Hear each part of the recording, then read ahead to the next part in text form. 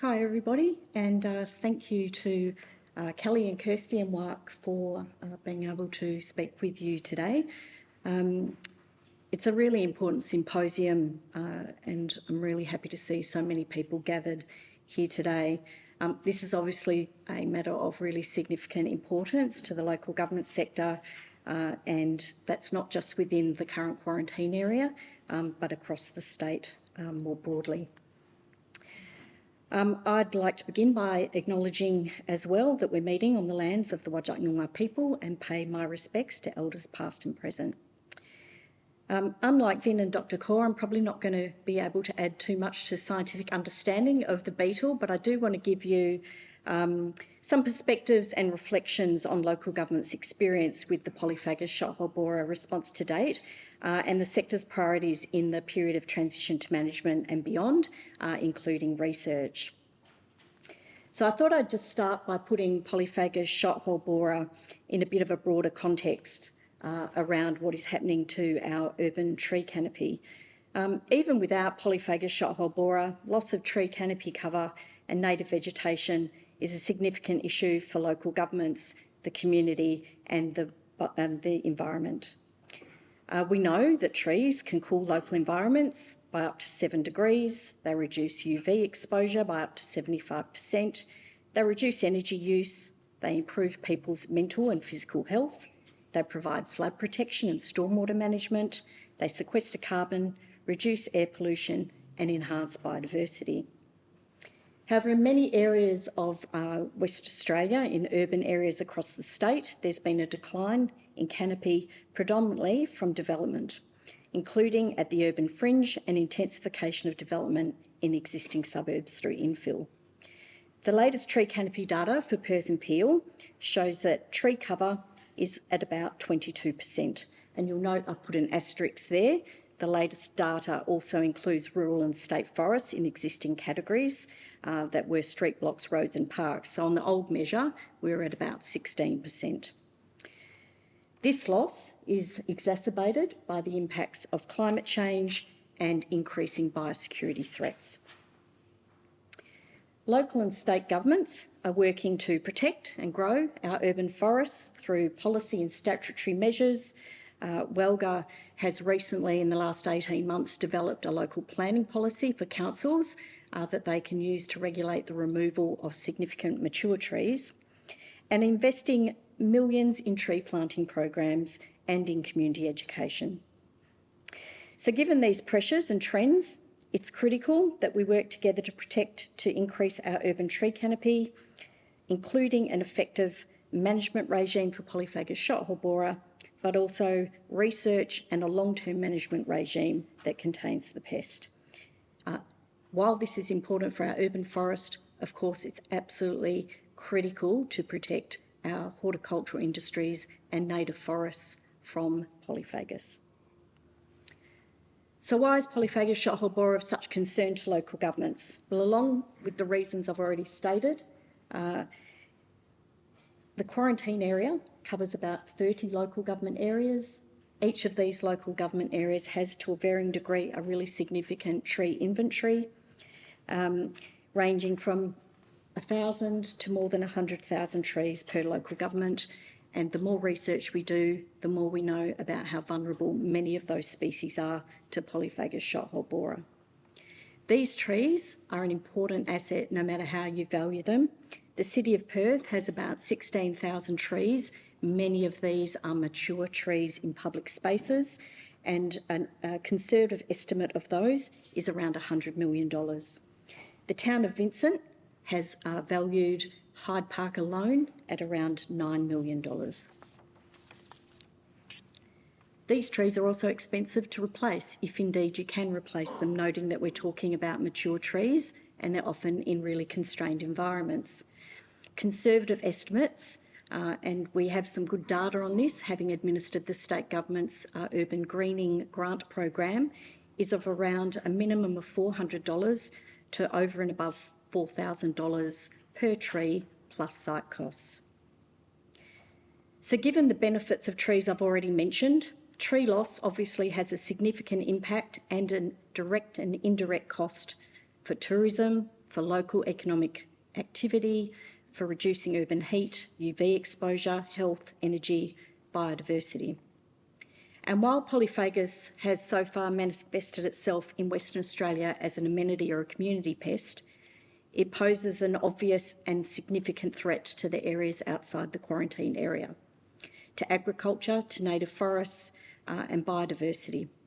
Local governments outside the quarantine area have expressed significant concern regarding the potential impacts to the agriculture sector and tourism. A recent WALGA webinar had almost 50% of attendees from outside the quarantine area expressing concern about how polyphagus will be managed long term and the potential impacts for their local governments, their communities and their local economies. So since the outset of the response to polyphagus, WALGA and local governments have been working with the Department of Primary Industries and Regional Development, and I must say in a really collaborative way, to respond to polyphagus. Through our close relationship with DPIRD, WALGA has been facilitating communications with the local government sector and through them to the community, established a polyphagus shot-hole borer CEO leadership group to help guide the sector's input to the response. WALGA's also been very clear in its advocacy to government regarding the sector's concerns that we need to ensure an effective and sustained response, including the need for research. Local governments have been themselves devoting significant financial and physical resources to the response. The sector has invested in excess of $2 million over the last 20 months, including but not limited to creation of dedicated staff positions, tree pruning and removal, additional surveillance, public communications and undertaking trials of different response activities. However, not all local governments will have the financial capacity and capability to manage polyphagus shot-hole borer in the longer term. And it's absolutely essential as we move into the transition to management and management phase that as a shared responsibility, there's a sustained resourcing of that response. I thought I would just give you a bit of a reflection around some of local government's experiences with the response, and I think this is in the context of, the comments being made around how extensive, how large the response has been and the absolute effort that's been put in by all parties to the eradication response to date. And I think there's things we can learn for that going forward. And one of the important ones for the sector was that given that this is an environmental and at the moment an amenity, a community-based pest, the national arrangements do not necessarily lend themselves, they're not fit for purpose to address a pest such as this. We're also in the situation where at this point in time it's been deemed to be not technically feasible to be able to eradicate the shot-hole borer, and a national arrangement that acknowledges that a pest cannot be eradicated but it poses a critical threat should it spread outside its current extent is also something that should be contemplated by the national agreements. The other reflection that I would give is that local government, as a significant stakeholder with responsibility for managing a really large portion of the tree assets across the metropolitan area, needs to have appropriate standing within the arrangements and needs to be embedded in the response in a more meaningful way and at an earlier stage. There also needs to be greater transparency and sharing of data that can be used for targeted surveillance and monitoring. Everyone has limited resources, and being able to use that data in a meaningful way to focus those resources is really important. We need to reduce barriers to response. We know that there's interactions between biodiversity legislation and other legislation. It's really helpful if we can identify what those barriers are that would prevent things like tree removal in this instance and make sure that we can do those things in a timely way. Public messaging and awareness is absolutely crucial, particularly when we know that movement of plant material is a key risk to polyphagus spread, and we know that it is difficult to get the public's attention unless it's something that is occurring directly to them at a point in time. And I guess the final reflection that I would contribute would be an eradication response should not preclude undertaking research. Local governments throughout the eradication response were very keen, and we advocated very strongly for research to occur alongside the eradication response. It's really pleasing to see this happening now, but I think it's a relevant consideration in a similar situation going forward. In terms of transition to management, there are a number of priority areas of focus that local governments are seeking to be included in the development of a long-term management plan. The first is the development of a collaborative management strategy and agreed governance approach that has clear roles and responsibilities. To make sure that we embed ongoing and effective public communication, once again, noting that that movement of green waste and plant material poses the greatest risk to the spread of polyphagus. The need for sustained surveillance and support both inside and outside the quarantine area.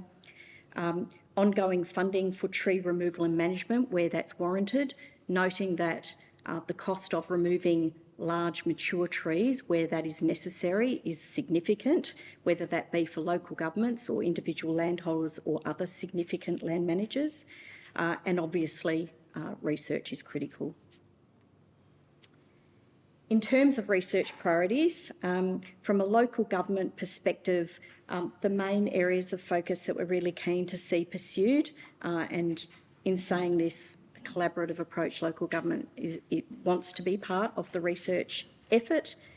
Areas of focus include how we boost tree health and resilience, obviously the development and trialling of chemical and biological treatments for both the fungus and the beetle, facilitating where there are promising ways forward, access to those chemicals, ensuring that the research translates into on-ground action and local governments can play a really critical role there, looking at the impact on our native ecosystems, detection, surveillance and predictive modelling. As we move towards long-term management, the key objective has to be that polyphagus is contained, the spread is potentially slowed, and that effective control measures are developed.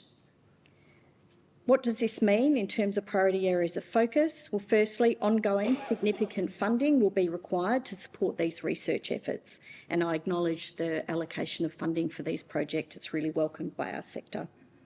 Sustained funding is also needed to enable long-term management to be effective, particularly given that the national arrangement is shifting. This is also essential if we want to preserve the capacity to move back into an eradication approach should an effective treatment be identified. As I mentioned before, state and national arrangements should be revised to consider what is appropriate for amenity and community pests such as polyphagus and provision for where these cannot be eradicated, and we would love to see those discussions happen as part of a long-term management plan. Alongside this, we must continue to do more to build a polyphagus shot-hole borer resistant tree canopy for all the reasons I've already mentioned. I'll leave it there. If I can finish with a message, local government wants to continue to play its part in managing the borer going forward, and this includes collaborating on research. So thank you, and I look forward to the rest of the afternoon's proceedings.